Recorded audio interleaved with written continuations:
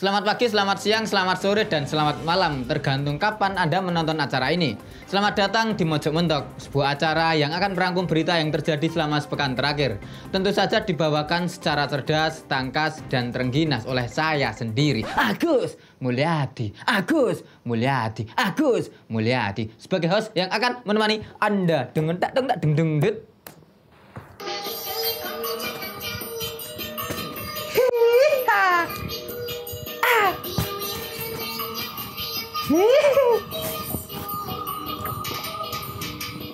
Piala Dunia 2022 di Qatar yang disebut-sebut sebagai panggung persaingan terakhir dua mega bintang sepak bola Cristiano Ronaldo dan Lionel Messi akhirnya menjadi sesuatu yang anti klimaks. Pasalnya, walau Portugal dan Argentina sama-sama lolos ke babak 16 besar dan sama-sama sempat dikalahkan oleh tim kecil, namun penampilan Ronaldo dan Messi ternyata sangat berbeda 180 derajat. Ronaldo yang dianggap sebagai ujung tombak utama timnas Portugal ternyata tampil sangat buruk. Per hari ini Ronaldo baru mengemas 1 gol yang ia cetak melalui tendangan penalti saat melawan Ghana di pertandingan pembuka grup H Piala Dunia 2022. Sedangkan Messi tampil sangat gemilang. Ia sudah mencetak 3 gol dan 1 assist dan berperan sangat besar bagi jalan timnas Argentina di Piala Dunia 2022 ini. Tak hanya urusan gol, statistik lain di sektor dribble, peluang sampai persentase keberhasilan umpan pun Messi unggul jauh ketimbang Ronaldo yang memang tampil sangat buruk. Saking buruknya penampilan Ronaldo, SofaScore bahkan menempatkan Ronaldo dalam deretan pemain terburuk di fase grup Piala Dunia. Ia menempati peringkat ke-11 dengan skor hanya 6,37. Ya nggak heran kalau permainan Ronaldo dan Messi berbanding terbalik. Maklum, kondisi keduanya kan berbeda. Kondisi Ronaldo ini sekarang statusnya sebagai pemain sepak bola kan pengangguran, nggak punya klub. Sehabis main Piala Dunia ini dia masih belum tahu akan bermain di mana, di liga mana. Jadi ya pasti banyak pikiran lah ya. Mainnya pasti penuh beban. Beda dengan Messi yang main di PSG yang memang tampil bagus di liga peringkat pertama lagi. Jadi mainnya bisa los ya. Kalaupun nggak juara Piala Dunia, minimal habis ini punya kemungkinan jadi juara di Liga Prancis. Lah Ronaldo bayangkan, kalau dia nggak juara Piala Dunia bersama Portugal, dia sebagai pemain yang ambisius pasti akan kebingungan ya. Harus meraih piala dari mana lagi gitu loh. Klub-klub yang punya potensi juara di Eropa pada nggak mau ngontrak dia karena dinilai kemahalan dan nggak worth it dengan performanya yang memang sudah mulai menurun seiring dengan usianya yang makin menua.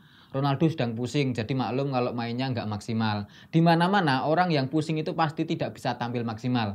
Mas Ronaldo ini salah satunya. Dia bingung sehabis ini dia harus ngapain. Satu-satunya yang paling masuk akal bagi Ronaldo setelah main di Piala Dunia ini ya berwira swasta ya. Bisa buka cucian motor atau buka SSB. Kalau memang masih pengen dekat dengan piala, mungkin bisa mengakuisisi bisnis Oma Souvenir dan gudang trofi Jogja di Selokan Mataram itu. Ronaldo pasti cocok ya, sebab bisnis mereka memang tiap hari bikin piala, plakat dan vandel akrilik. Event konser musik Hayu Festival hari kedua dibatalkan secara mendadak. Sejumlah musisi yang seharusnya naik panggung mau tak mau harus batal tampil. Batalnya konser musik yang berlokasi di lapangan Jalan Perintis Kemerdekaan, Cikembang, Sukamulya, Sukabumi tersebut tentu saja membuat penonton geram. Maklum saja sudah banyak penonton yang sudah hadir dan bahkan rela hujan-hujanan di bawah mantel plastik untuk menunggu para musisi favorit mereka tampil. Akun Instagram Hayu Festival pun mengunggah alasan pembatalan tersebut, yakni cuaca ekstrim dan hujan yang sangat deras. Kendati demikian, di media sosial banyak netizen yang menganggap alasan tersebut terlalu mengada-ada.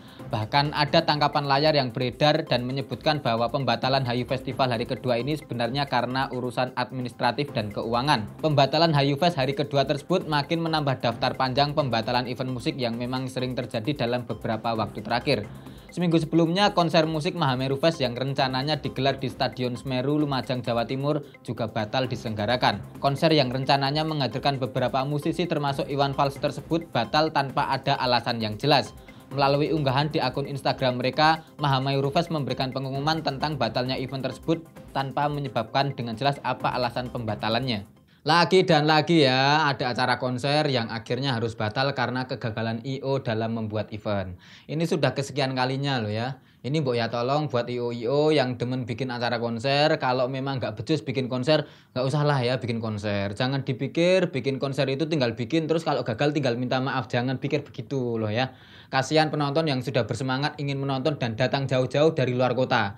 Memang tiket bisa di-refund, tapi bookingan hotel, tiket kereta, belum termasuk alokasi waktu yang sudah dikorbankan untuk cuti itu misalnya ya.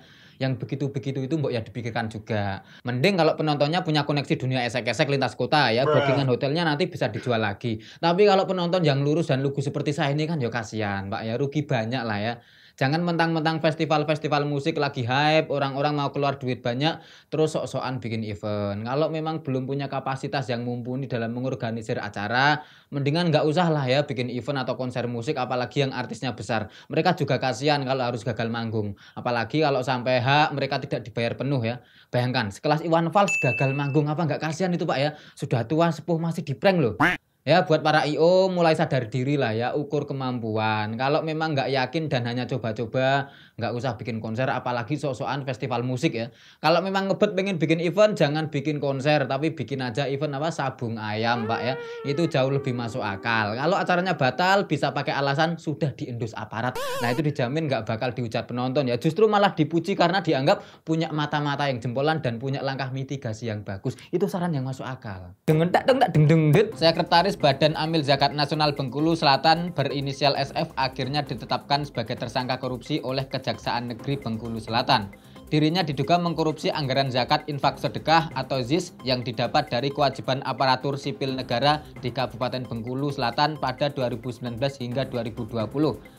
Kajari Bengkulu Selatan Hendri Hanafi menyatakan bahwa aktivitas korupsi yang dilakukan oleh tersangka membuat Basnas Bengkulu mengalami kerugian hingga 1,1 miliar rupiah. Berdasarkan hasil penyelidikan, modus korupsi anggaran zakat infak sedekah tersebut adalah melalui penggelembungan anggaran dalam kegiatan penyaluran bantuan modal usaha. Tindakan SF tersebut melanggar pasal 2 dan pasal 3 Undang-Undang Nomor 31 Tahun 1999 sebagaimana diubah dengan Undang-Undang Nomor 20 Tahun 2001 tentang pemberantasan tindak pidana korupsi. Oke, terkait kasus korupsi zakat infak sedekah yang dilakukan oleh karyawan Basnas berinisial SF ini, kami sudah menghadirkan narsum yang terpercaya ya. Siapa dia? Ya, inilah Prayut Fakir ya. Jadi kami akan tanya-tanya tentang kasus korupsi zakat infak sedekah ini. Halo, selamat pagi, selamat siang, selamat sore, selamat malam Mas Prayut. Kok rodok lemes ki? Ngeliat, Pak. Oh, siapa pegel-pegel ya? Ya. Mas, ini kan Mas Prayut, ini tadi kan ada kasus korupsi zakat infak sedekah. Nilainya 1, berapa miliar gitu. Pelakunya karyawan atau pekerja di Basnas. Itu menurut panjenengan gimana, Mas? Oh, setan aja minder gitu ya? Oh, karena kejahatan luar biasa gitu. Oh, harusnya diserahkan ke yang berhak, malah dimakan sendiri gitu. Padahal dirinya tidak berhak gitu ya. Oh, azabnya besar. Contohnya Mas?